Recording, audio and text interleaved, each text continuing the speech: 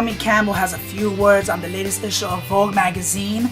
Tamar Braxton has finally announced that she is going on her first tour, and Christina has just announced that she is having a baby girl while performing at the latest Malaysia performance. It's all that and more, so let's get this show on the road. It's Vega411.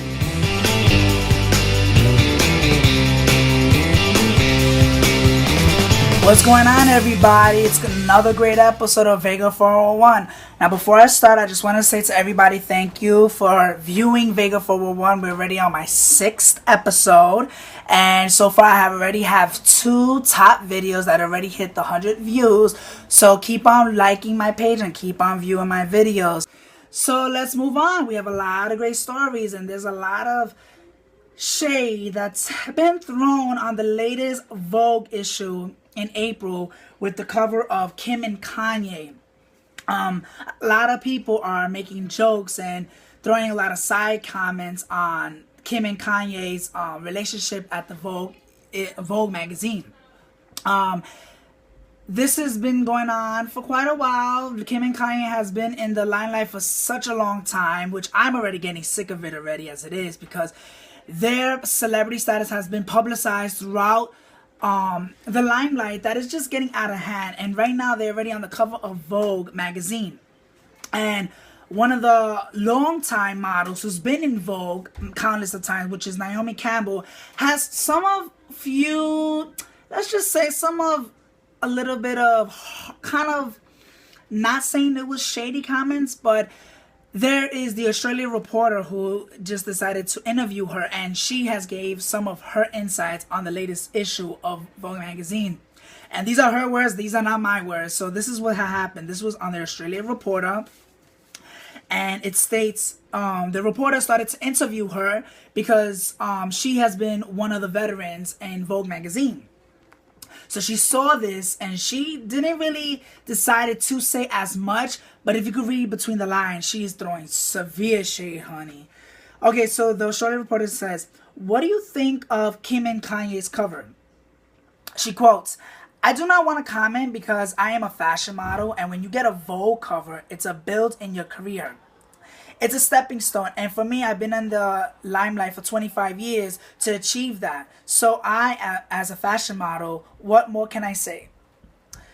So the Australian reporter continues, "So you think Kim and Kanye did not even earn the right to be on?" She says, "Those are your words. They are not mine. I'm being politically correct. That's Anna Wintour's choice. Who am I to question it?" Alright, so what do I think about Kim and Kanye being in the cover of Vogue magazine? I feel their relationships has been, like I said, has been in the limelight for too long. And what Naiomi Cambell feels is that when you're being in the cover of Vogue magazine, you are representing a status of a lot of the models who worked hard to be in the Vogue cover issue. And I feel, me personally, that since Kim and Kanye has been mostly the most attracted in social media, has been talked about on E! News and Access Hollywood, as well as the trending topics on Twitter, all over Instagram with all these pictures, that maybe the publisher who does Vogue magazine decided to put them on the cover because that would attract the audience. Me, for say, I feel that Naiomi Cambell didn't decide to say as much, but she makes a lot of sense. For her, who's been on the cover for such a long time, I don't think it was necessary to even have Kim and Kanye. I mean, Kim Kardashian is no spokesman, no spokesmodel to be on the cover, so I feel that she shouldn't even be on the cover as well, especially with the relationships that's been on Vogue magazine. I don't think she should have been on the cover. But if that's, like she says, if that's Anna Wintour's choice, then let it be. Bygones be bygones. But for me, I think they are taking it to a whole new level. And Kim and Kanye, congrats on their baby, but I think it's getting a little bit out of hand of them being on the spotlight, and I'm getting sick of it because what's more to show? What does Kim Kardashian has to show? She's already talked about her makeup, that she's a big fan of makeups and doing a lot on the spotlight with keeping up with the Kardashians. It's already enough to be on the Vogue magazine, especially for her in a relationship. I don't buy it. I don't go along with it. And well, Naiomi Cambell, if that's what they decide to put for the cover of Vogue magazine, then might as well let it be. I mean, it's your words against theirs, and that she's gonna do whatever she wants to do. I don't agree with it, and it's getting out of hand, and I don't see it. So, oh well. Moving forward, Tamar Braxton is going on tour, so congrats, Tamar, and I will be making it possible to go see you. I'm so glad that your team and everybody in your management has backed you up and believed in you as an artist and believed in you as a musician who didn't really compare you to your sister, because you and your sister are two totally different types of artists. I'm so glad that you're going on your tour. So, ladies and gentlemen, just letting you know that she's going to begin her tour co-headlining with R. Kelly, the king of R&B. And I believe they're going to start the tour in Montgomery, Alabama. And then they're going to end the tour all the way into in LA and San Francisco, I believe. And there's going to be at least 27 show nights. So make sure you purchase your tickets at Ticketmaster.com. The tickets already went on sale last week, Friday. So I'm going to make sure that I can make it possible for me and my boyfriend to even go out there to see Tamar Braxton. Because Tamar, I really love your album.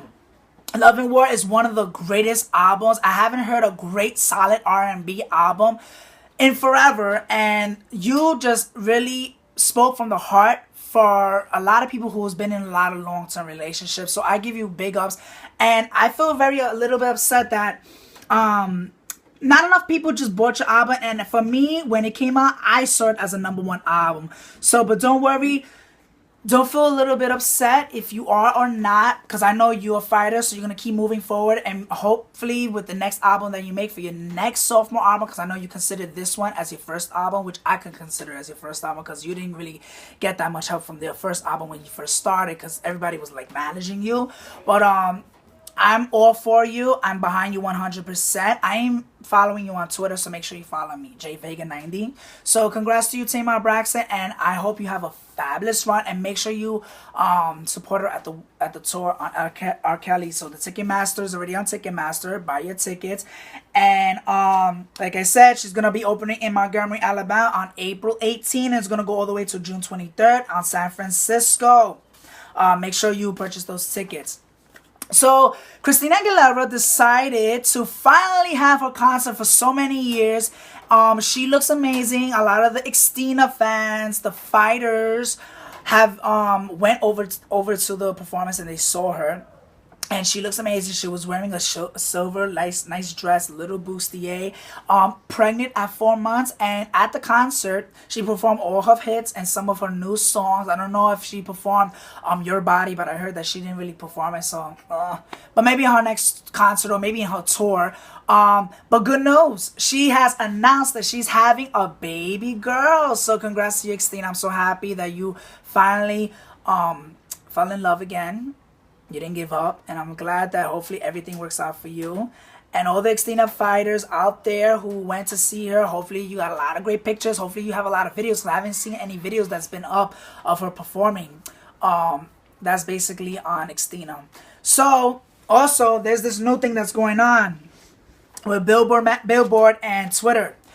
Now, there's a lot of different things that's going on with social media, and you know, social media is becoming a big thing.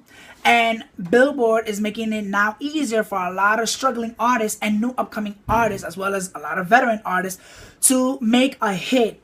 And it all goes by the Billboard and Twitter combining forces. Since a lot of people like to use a lot of Twitter, they talk about a lot of the artists, talking about the new songs that's coming out. So what they decided to do is created a partnership that Billboard decided to do with Twitter, that when a new song comes out or when another artist decides to bring their music, when it finally releases, no matter how many people decide to tweet on the music that's the new trending, that's also going to go into Billboard on the sales. So not a lot of people is not going to be struggling to make a hit. Anybody can make a hit, because a lot of people is going to be talking a lot about the artists that they love for on Twitter. So the more you talk about your artist, the more that's going to also boost the sales for a lot of the things that people decide to talk about what's going on in music. So not only that they're going to have it on Spotify, but they're also going to include it on who streams it, who gifts it, and who also puts it on the Radio Impact. So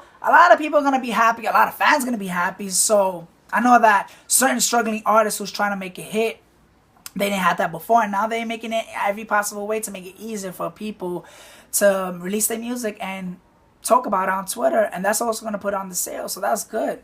Billboards for joining forces with Twitter, because that's the new thing now, especially Facebook. Woo! So, what else? Lady Gaga. Lady Gaga decided to release a new video, G.U.Y, which is her third single off the album Art Pop. I saw the new music video, and I must say I am really intrigued on her new video. I have to give her a round of applause on the new music video, because I would have to say this is one of her best music videos to date, aside from one of my favorite Lady Gaga videos, which is Love Game. This video itself is very Greek mythology. She incorporated a lot of historical events on the new music video, guys. One of my favorite type songs, and it had became the #1 most viewed Vevo video. Once it came out on Saturday, it decided to already gain so much views, and within a matter of 3 days, it already hit 10 million views. And as of now, it's already over 20 million hits on Vevo. So congrats to Monsters, who keep seeing G.U.Y on the music video. It's one of the best videos so far, and it already like started to take over which was I Love Ya Papi, Jennifer Lopez video, which was the most viewed video at that time. When Gaga's video came out, it already stormed the charts, so it's already over 20 million views. And now it's gonna go on Radio Impact on April 9th. But it's not, no one's even buying the song. I don't understand why no one's buying the song on G.U.Y. Hopefully when it goes on Radio Impact and when she tours it, it could get some boosting sales on it. So, well, that's basically all the time that I have today on Vega411. Please subscribe to my page.